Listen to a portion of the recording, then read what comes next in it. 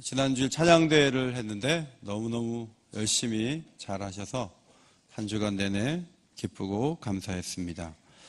저는 지난주일과 지지난주일 두 주에 거쳐서 누가복음 15장과 16장에 나타난 예수님의 비유 속에 균형감이 존재한다, 이런 말씀을 드렸습니다.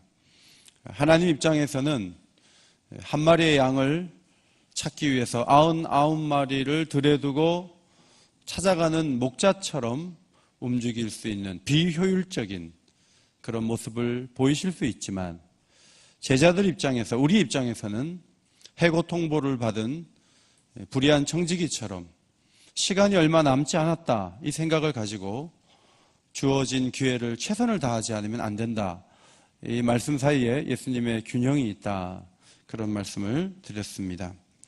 오늘 누가복음 18장에서도 기도에 상반된 두 가지 자세를 연이어서 말씀하시면서 기도의 어떤 균형감을 가져야 한다는 메시지를 우리가 받게 됩니다. 첫 번째 비유는 항상 기도하고 낙심하지 말아야 한다는 것을 가르쳐 주시기 위해서 말씀하신 것이다, 1절에 그렇게 기록이 되어 있습니다. 어떤 도시에 하나님을 두려워하지 않고 사람을 무시하는 재판장이 있었는데, 그 도시에 남편 없이 사는 어떤 여자가 재판장에게 가서 자신의 원한을 풀어달라고 계속 찾아옵니다. 처음에는 이 여인의 말을 듣지 않지만 계속 찾아오는데 끝까지 찾아올 것 같아요. 그래서 이렇게 번거롭게 견디는 것보다는 들어주는 게 낫겠다 하고 뜻을 돌이켰다고 하는 것입니다. 불의한 재판장도 그렇게 마음을 바꾸었다면 하물며 하나님께서 그 택하신 자들의 밤낮 부르짖는 것을 들어주시지 않겠느냐, 오래 참으시겠느냐, 주님이 반문하시면서 우리의 기도 제목을 하나님이 무시하거나 외면하지 아니하실 것이다, 그렇게 말씀해 주셨습니다.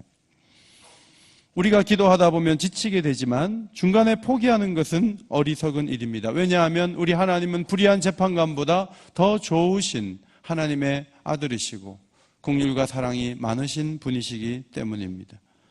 그럼에도 불구하고 우리는 기도를 드리다가 생각을 바꾸고 중단하는 일들이 적지 않습니다. 국가적으로 여러분, 통일을 위해서 옛날에 더 많이 기도했죠. 휴전한 지가 60년이 넘으니까 통일을 위해서 기도하기보다는 눈앞에 있는 국가적인 문제를 위해서 기도하는데 더 많은 시간을 보냅니다. 교회적으로 1560의 비전을 우리가 놓고 기도하지만 이것이 과연 이루어질 수 있을까? 회의를 품는 순간 우리는 이 기도를 중단하게 되는 것이죠. 개인적으로도 여러분이 어떤 목표를 가지고 달려가다가 마음 상한 일이 생기고 지치게 되면 기도하지 않고 기도를 중단하는 사태가 벌어지는데, 예수님의 진단은 그것은 밖에 외적인 문제가 와서 그런 것이 아니라 하나님에 대한 오해에서 나온 문제다, 그렇게 말씀해 주십니다. 기도를 우리가 계속 할 수 있는가 없는가, 그것은 주님이 얼마나 빨리 응답하시는가 그렇지 않은가의 문제가 아니라 우리가 그 모든 상황 속에서 하나님을 향한 신실한 믿음을 가지고 하나님의 인격을 신뢰하며 기다릴 수 있는 사람인가 아닌가, 그것이 문제라는 것입니다. 남편이 있는 주부가 아니라 남편이 없는 여인입니다. 여인은 불의해 보이고 사람 무시하는 재판장이지만 재판장이 도와주는 길밖에 없다 하고 계속 재판장을 찾아갑니다. 이 여인이 만약에 돈이 있었다면 돈으로 했을 것입니다. 그런데 돈도 없이, 남편도 없이 계속 재판장을 찾아갑니다. 불의한 재판장은 늘 와서 나를 괴롭게 할 텐데 이 여자는 다른 길이 없어, 나한테 찾아오는 그것밖에 하지 않을 거야, 이런 생각을 하니까 재판장이 안 되겠다, 들어주는 게 낫겠다, 피해도 또 올 텐데, 이러면서 들어줄 생각을 했다는 것입니다. 여러분은 기도를 언제 포기합니까? 저는 성경을 보면서 누가 기도를 포기했나 이제 쭉 봤는데 성경을 보는 중에 제가 드는 생각은, 낙심하고 포기하기보다는 대안을 찾는구나. 사람들이 계속 대안을 찾으면서 그 속에서 기도하는 것을 멈추는구나, 그런 것을 발견하게 되었습니다. 전쟁터에 있는 형들을 만나기 위해 엘라 골짜기로 어린 다윗이 위문 갔다가 블레셋 장군 골리앗이 이스라엘 군대와 하나님을 모욕하는 이야기를 듣고 벌벌 떠는 그 군인들 앞에 자기가 서기로 했습니다. 사울왕은 그 다윗에게 자신의 노투구와 갑옷과 칼을 주려고 했습니다. 다윗은 입어보더니 너무 불편한 거예요. 이래갖고 어떻게 싸우겠습니까? 다 벗고 손에 막대기를 들고 시내에 가서 매끄러운 돌 5개를 골라왔습니다. 그리고 주머니에 넣었습니다. 그리고 앞으로 나갔습니다. 골리앗이 코웃음을 쳤지만 다윗은 이렇게 말했습니다. 너는 칼과 창과 단창으로 내게 나아오거니와 나는 물맷돌로 나간다. 이러지 않고 만군의 여호와의 이름 곧 네가 모욕하는 이스라엘 군대 하나님의 이름으로 내게 나아가노라. 이렇게 담대하게 외쳤습니다. 여러분, 하나님의 이름으로 나가는 거죠. 칼도 없고 갑옷도 없고 투구도 없을 때 하나님의 이름으로 나가는 거예요. 은과 금이 없기 때문에 예수의 이름으로 그 앉아있는 사람을 걸으라고 한 것처럼 무엇인가 칼이 있고 단창이 있고 갑옷이 있는데 하나님을 의지하는 게 쉽지가 않은 거죠. 이 전쟁은 여러분이 아시는 대로 다윗의 승리로 끝났습니다. 다윗의 승리한 장면을 성령께서는 성경에 기록하기를 다윗이 이같이 물매와 돌로 블레셋 사람을 이기고 그를 쳐 죽였으나 그 다음 뭐라고 하죠? 자기 손에는 뭐가 없다고요? 칼이 없었다. 그래서 골리앗의 칼을 빼서 골리앗의 목을 쳤습니다. 칼이 좋아가지고 이기는 게 아니에요. 중국 영화에 보면 그 중요한 칼 때문에 이긴다고 하죠. 신앙 세계에서는 그게 아니라는 것입니다. 전혀 그게 아니라는 것입니다. 하나님의 이름으로 이기는 것이고 하나님의 능력으로 이기는 것이다. 성경은 그것을 강조하고 있는 것이죠. 그런데 사무엘하 24장으로 가면은 노년의 다윗 왕이 정신이 이상해져가지고 이렇게 얘기하는 거예요. 요압을 불러서 단에서부터 부엘세바까지 다니며 인구를 조사하라. 요압이 뭐 이런 일을 기뻐하십니까? 그동안 안 하시던 일을 왜 왕이 하십니까? 안 하시면 좋겠습니다. 왕의 명령이 요압과 군대 사령관들을 재촉한지라. 안 할 수가 없었습니다. 어명입니다. 결국 성에 보내서 이스라엘에서 80만, 유다에서 50만 명 칼을 뺄 수 있는 사람이 있습니다. 합해서 130만 명. 130만 명을 계산하는데 하나님이 성령으로 깨닫게 하셨습니다. 너 잘못했다. 가시라는 선지자가 들어왔습니다. 하나님이 말씀하셨습니다. 왕이여, 군사의 수를 의지하시다니요. 하나님이 3가지 벌 중에 하나를 고르라고 하십니다. 7년 기근을 당하시겠습니까? 3달 도망자로 도망 다니시겠습니까? 3일 동안 전염병의 고통을 당하겠습니까? 하나님께 맡겼습니다. 3번째로 합시다. 여러분, 7만 명이 죽었습니다. 우리가 인구 센서스 조사를 하잖아요. 뭐 다윗이라고 인구조사 못할 이유가 있습니까? 근데 하나님 보시기에는 이 잘못이라는 거예요. 여러분이 의지할 만한 것들을 막 다 노트에 적지 마세요. 적는데 목사님이 신방 온다고 해요. 깜짝 놀라는 거예요. 집사님 3가지 중에 하나 고르십시오. 이러면 그런 일이 없지만 좀 힘들게 되는 거예요. 우리가 의지할 만한 것들 아무것도 아니에요. 하나님을 의지하게 되시기를 바랍니다. 저는 지난 주일 여러분이 막 찬양하는데 300명이 막 하는데 막 우리 청년들이 마스게임 하듯이 막 찬양하고 막 한복을 곱게 입은 우리 시니어들이 또 나와서 막 찬양하고 나팔도 동원되고 막 너무 좋았어요. 그죠? 그래서 저는 뭐 우리 교회가 이렇게 뭔가 능력이 있다 그런 생각이 들고요. 주일 저녁에 집에 가서 잠이 안 오더라고요. 너무 좋아서. 그래서 큰 부흥을 꿈꿨어요. 그리고 자고 월요일 날 아침에 왔더니 얼마나 찬양대를 열심히 했는지 새벽 기도를 나온 사람이 반으로 줄었어요.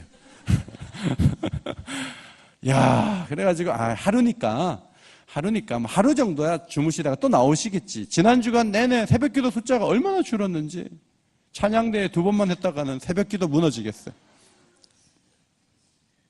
이제 되겠다. 됐다! 딱 돌아서면요. 되긴 뭐가 돼요?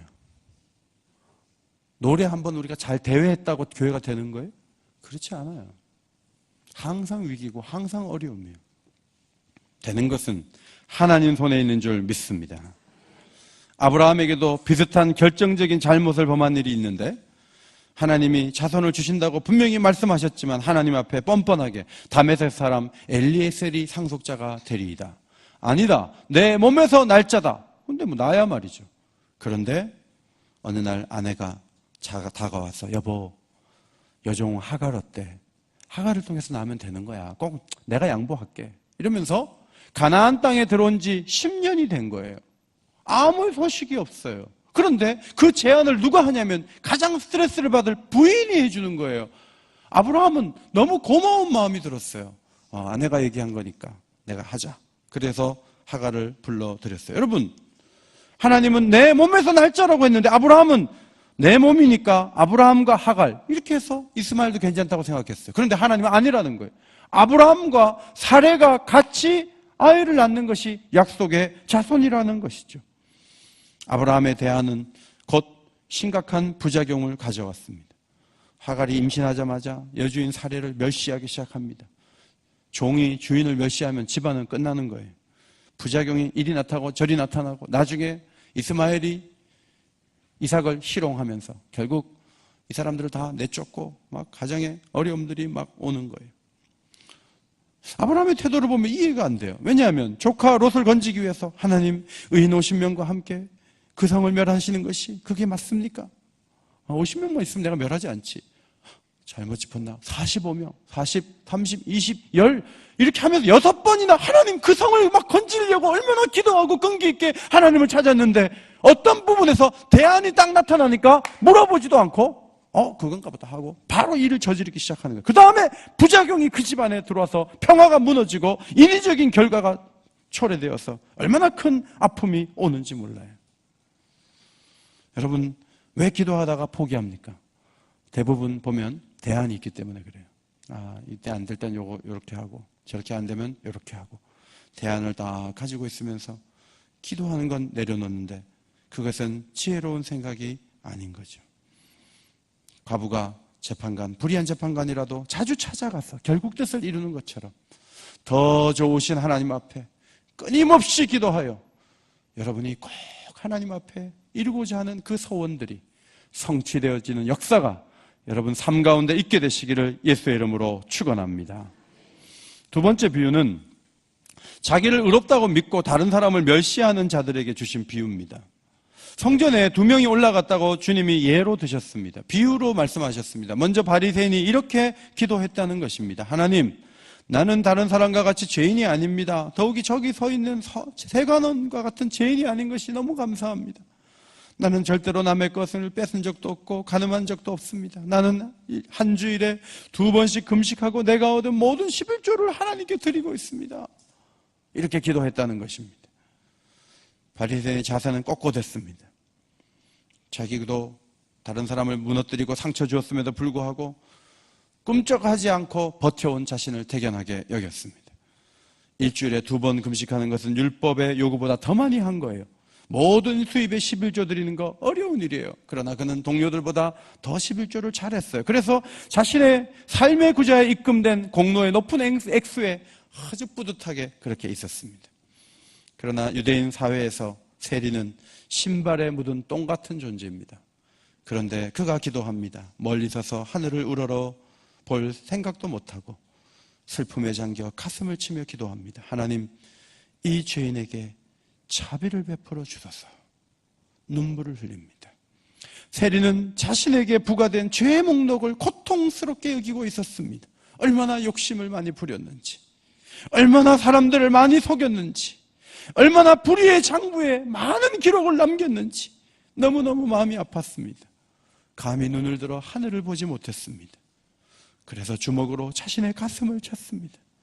그래서 저 멀리 성전뜰 구석에 서서 기도했던 것입니다.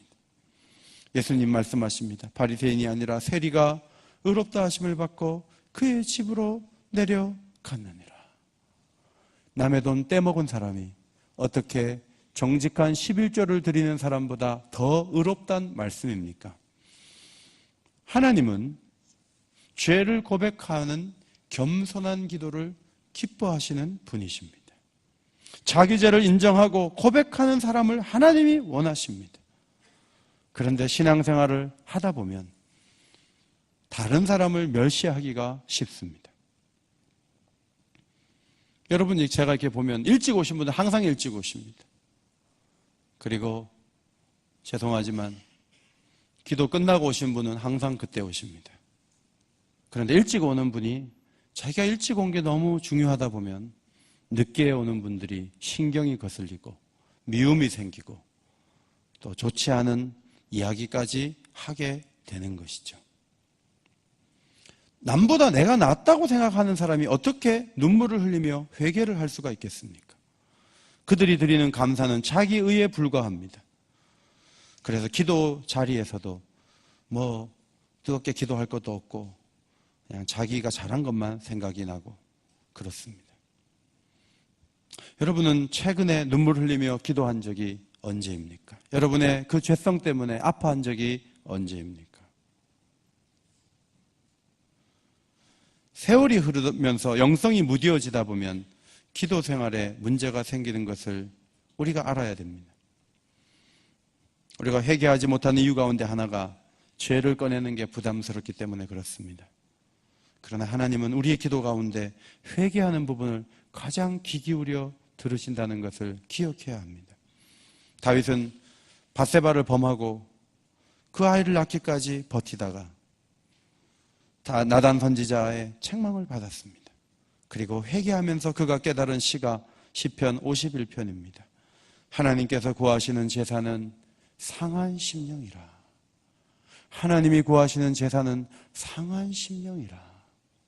우리가 오늘 예물을 구별해 드리지만 그 드리는 그 예물보다 더 중요한 것은 마음의 이 상한 것을 드리는 거예요. 상하고 통회하는 마음을 하나님이 멸시하지 아니하시리이다. 회개하면서 그것을 깨달았습니다. 오늘 비유의 결론이 누구든지 자기를 높이는 자는 낮아지고 누구든지 자기를 낮추는 자가 높아진다. 이 말씀이 오늘 본문에서도 마지막에 나오고 있습니다. 하나님은 자기를 낮출 때 사람들 앞에서 낮추는 그런 모양도 하나님 귀하게 보시겠지만 하나님이 정말 우리가 낮아진 모습으로 있다는 것을 확인하는 자리는 기도의 자리입니다. 기도의 자리에서 자기의 죄를 고백하고 통회하고 하나님은 그것을 기뻐하시는 것이죠.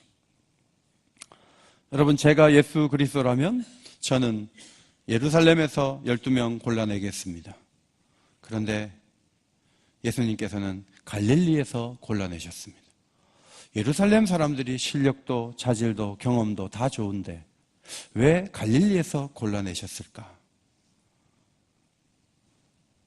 잘못된 가치관에 젖어서 우월주의에 빠진 사람을 겸손하게 일을 시키는 것은 하나님께도 어려운 일이기 때문입니다. 예수님은 자기 자랑에 젖어 기도했던 바리새인의 흉내를 내셨습니다. 저는 복음서를 볼 때마다 이상하다. 바리새인들은 몇 시간씩 기도하고 몇 시간씩 율법 보는데 왜 예수님한테 이렇게 계속 책망의 대상이 되어야 되지? 그 생각이 들었습니다. 목회를 하면서 같은 고민에 빠질 때가 참 많습니다. 누군가 이들은 팔에 맞아서 교회를 떠나는 분을 찾아가서 누구 팔에 맞았냐고 제발 명단 좀 공개해달라고 부탁을 합니다. 그런데 떠나는 분들이 의리가 있어서 절대 이름을 얘기하지 않고 어떻게 맞았고 어느 부위에 맞았다 이 얘기만 합니다. 그런데 나중에 알고 보면 그 사람이 우리 교회 오래된 신자일 뿐만 아니라 기도를 많이 하는 사람이요, 누가 봐도 모범적인 사람으로 간주하는 바로 그분이 많은 사람들에게 상처를 준다는 말을 듣습니다. 제 마음속에 아니 그분은 새벽기도 나오는데 그분은 정말 우리 교인들에게 존경받는 분인데 아니 어떻게 그분이 그런 짓을 할 수 있지? 성경에 나오는 바리새인의 병에 빠진 것입니다. 목회자도 마찬가지입니다. 목회를 한 해 두 해 하다 보면 바로 이 질병에, 이 함정에 걸려들게 돼요. 그런데 이 걸려드는 사람의 수가 한두 명이 아니라 10명, 20명, 30명, 40명, 100명으로 확장될 가능성이 항상 교회 안에 있다는 것이 중요합니다. 톰 허베스톨이라는 목사님이 불편한 진실, 내 안의 바리새인이라는 책을 쓰면서 마태복음 12장, 19장, 21장을 근거로 왜 바리새인이 가장 하나님을 향해서 많은 시간을 들이고서도 가장 구제불능의 사람이 되었는지 7가지 이유를 정리했습니다. 첫째로 바리새인들은 기록된 토라, 즉 하나님 말씀의 권위와 구전된 토라, 전통을 구분하지 않고 가능하면 전통을 따랐습니다. 예를 들면 이런 것입니다. 전도에서 회장님이 그렇게 돈이 많이 없는 사람이 됐어요. 그런데 옆에 있는 사람들이 찾아와서 이렇게 얘기합니다. 회장이 되면 밥을 사는 겁니다. 이렇게 해갖고 전도회마다 회장들을 밥을 사게 만드는데 그 금액이 천문학적 숫자라는 그런 소문이 있습니다. 밥을 사기는 하는데 내가 좋아서 산 것이 아니라 작년에 회장도 밥을 샀고 그전에도 밥을 샀는데 그런 전통이 우리 전도에 내려오고 있으니까 이번에 당신이 회장 됐으니까 당신도 밥을 사야 됩니다. 그런데 작년에 그럼 어디 갔습니까? 했는데 보니까 싼 데 가지 않았어요. 라면, 떡라면을 사주지 않고 좋은 데 간 거예요. 그러면 이번에 회장 되신 분도 어쩔 수 없이 밥을 살 수밖에 없습니다. 그럴 때 성경의 진리에 따라서 그런 것은 하나님의 원리에 위배된다라고 거절하기보다는 작년에 말도 없이 이어진 전통을 따르는 쪽으로 움직인 것이 바로 바리새인들이라고 하는 거예요. 작년에 했던 것 중에 올해 안 할 것들이 많아요. 오래된 교회가 왜 힘듭니까? 왜 하나님이 새로운 교회를 자꾸 개척시키십니까? 오래된 교회는 100년 동안 하나님 말씀이 요구하지도 않은 일을 만들어가지고 그 일을 하는 경우가 너무너무 많기 때문에 오래된 교회를 하나님 싫어하시는 거예요. 성경이 언제 하라고 한 일을 하십니까? 성경이 기도하라, 말씀 보라, 전도하라 거부하고 작년에 했으니까 해야 된다고. 그럼 만약에 믿음이 약하거나 돈이 없는 사람이 회장이 되면 그 사람이 어떻게 교회 생활을 계속할 수 있어요?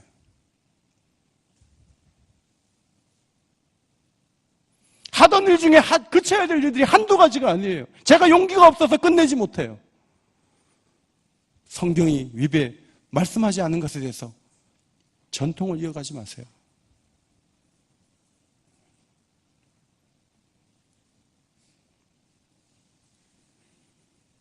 오래될수록 문제가 많아요.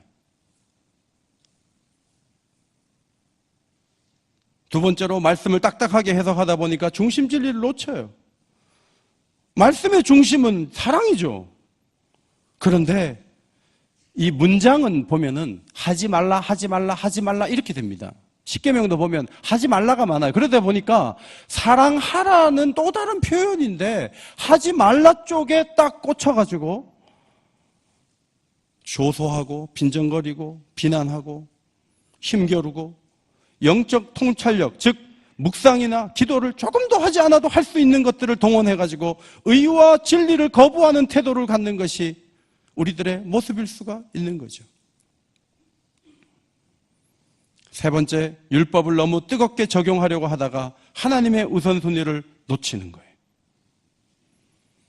바리새인들이 세리와 죄인과 함께 예수님 식사할 때 비난했어요. 그때 예수님이 말씀하셨어요. 너희는 가서 내가 긍휼을 구하고 제사를 원치 아니하노라 하신 뜻이 무엇인지 배우라. 나는 의인을 부르러 온 것이 아니요 죄인을 부르러 왔노라. 예배가 중요하지만 죄인을 건지는 것보다 더 중요한가? 교회에 많은 일들이 있지만 죄인을 불러서 구원하는 것보다 더 중요한 것이 있겠는가? 주님이 말씀하시는 거죠. 네 번째로 바리새인들은 말씀 자체보다는 자기가 선호하는 해석을 의존합니다.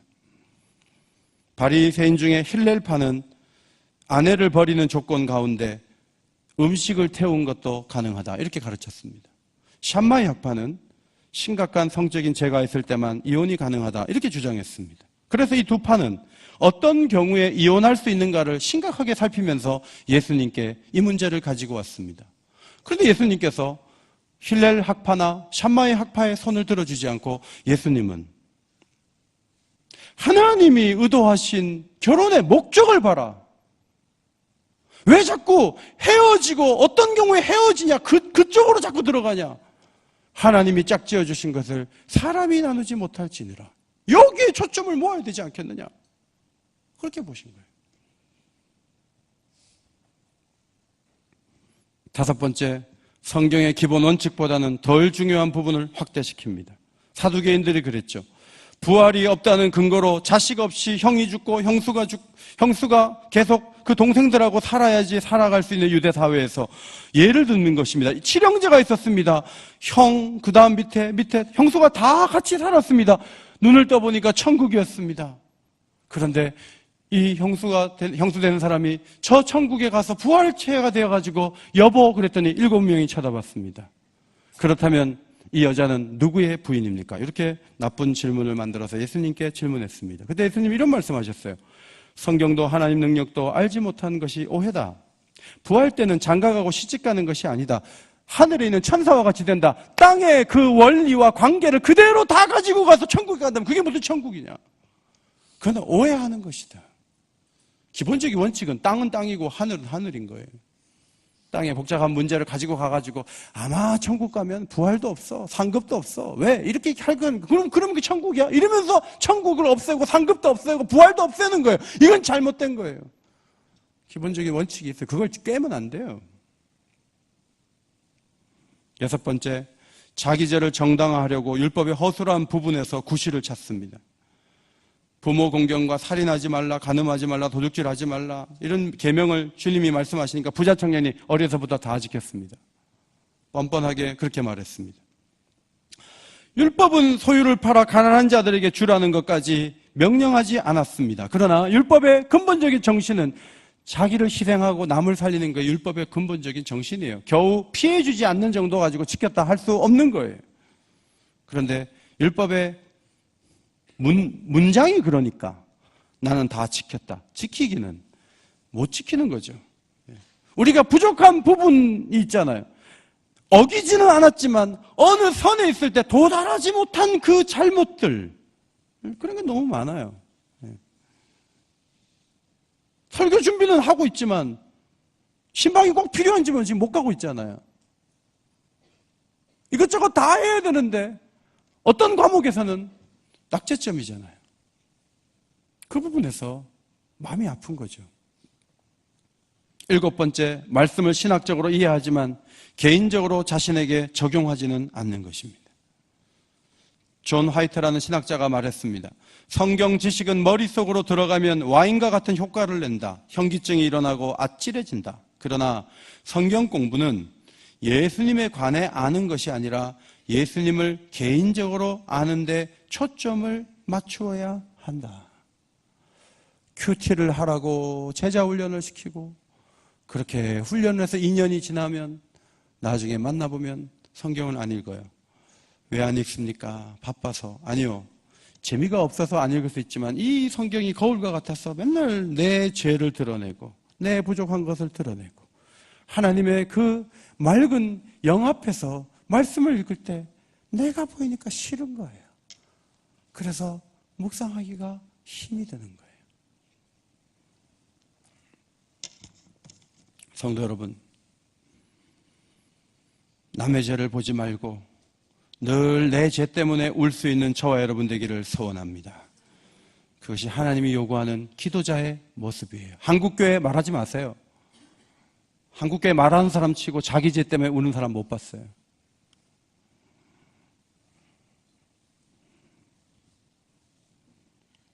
너무 오래 믿었는데 너무 삐뚤어져 있는 분들이 많아요.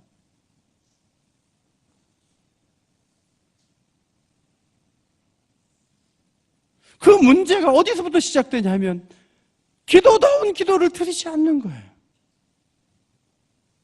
자기를 돌아보고 회개한 적이 없어요. 마음이 딴 데가 있어요.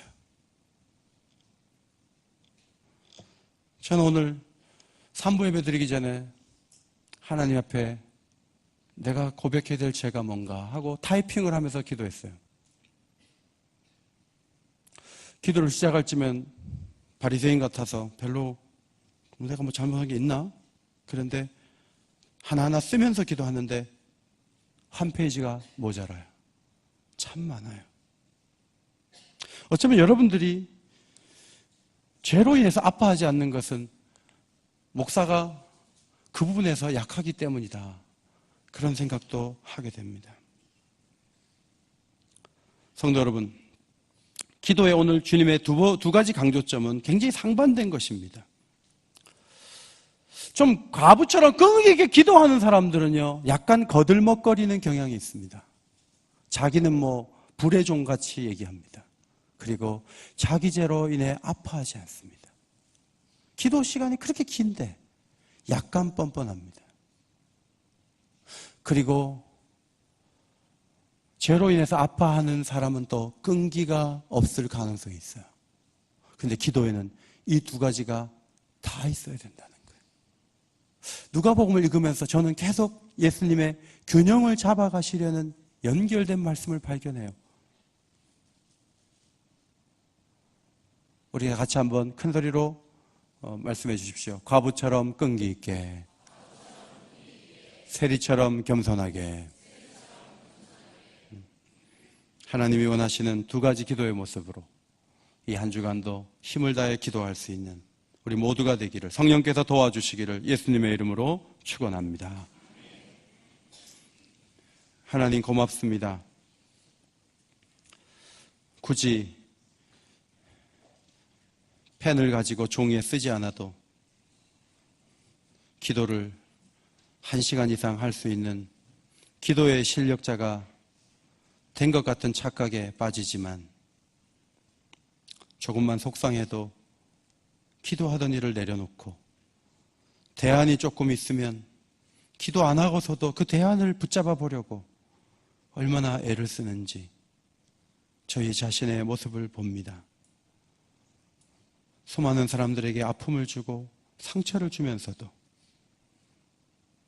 북한의 김정은이만 문제이고 이세돌을 이긴 알파고만 신경을 쓰는 저희들의 모습이 아닌지 다시 잘 돌아보게 하시고, 하나님 원하시는 기도를 온전히 드림으로 영성이 회복되고 인격이 바뀌고 하나님이 받으실 만한 사람들이 될 수 있도록 저희들을 변화시켜 주옵소서. 67년 된 교회, 수많은 전통이 이어지고 있지만 좋지 않은 전통은 끊어버리게 하시고, 가난한 자도 장애인도 배우지 못한 자도 누구든지 와서 하나 될 수 있는 멋지고 좋은 교회를 함께 만들어 가도록 능력의 오른손으로 붙들어 주옵소서. 저희의 기도에 변화를 주시기를 간구하오며 예수님의 이름으로 기도하옵나이다. 아멘.